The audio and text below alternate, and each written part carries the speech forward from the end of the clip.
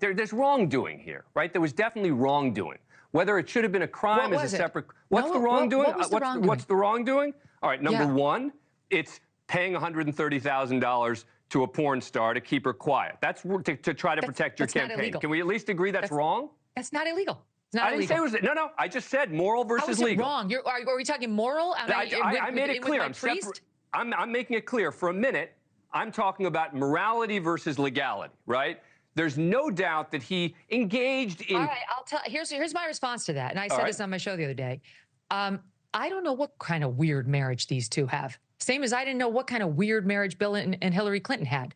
So I don't know what their covenant is in terms of what he's allowed to do on the outside of his marriage. But again, I don't mind the sex, but when you're paying $100,000, but I'm not talking about the sex. I'm talking about the $130,000 to keep her quiet to protect his campaign. Immoral.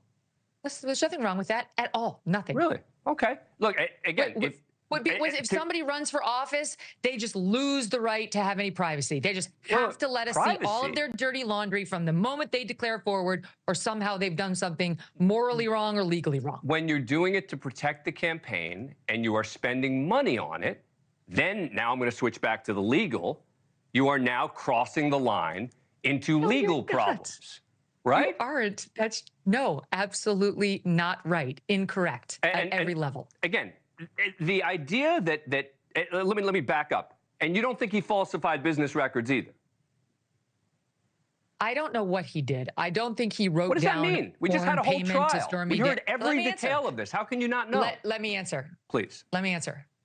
I don't think he wrote down hush money payment to Stormy Daniels. Nobody who pays hush money would write down such a thing. I think he wrote down, or someone at the Trump organization wrote down, legal expenses from the drop-down Adobe menu. And that made as much sense as anything else because hush money wasn't an option. He was paying his lawyer who had made the payment to Stormy Daniels, and he was, I believe, reimbursing her, though he denied that, reimbursing him, though he denied that on the stand. I don't think there's anything wrong with doing that. I think you pay your lawyer money because he outlaid money for you. You could easily classify that as a legal expense. No matter what it's for, right? Even if it's illegal conduct, you can just put it's a legal expense, right? This wasn't illegal. There's nothing illegal about paying hush money for an NDA. It's done There's not. all the time. But when you're doing it to protect your campaign, it is.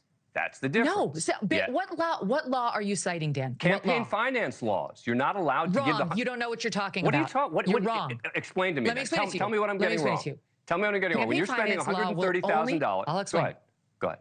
I get it, because you're saying that there are limits to the campaign contribution somebody could make, and this has exceeded them, and then they hit it. I understand. That's his theory. However, this has been wrong from the start. Yeah. It does not amount to a campaign contribution if it is the kind of payment that could ever be made outside of the campaign context. That's not the standard. The standard is substantiality. It's not. It's substantiality. No, it's not. Yes, it is. You're wrong. Okay. No, it's not. I guess we're going to have to agree to There's been Supreme Court precedent on this. Talk to Brad Smith, who was the FEC commissioner. You're wrong. The standard is substantiality. All right.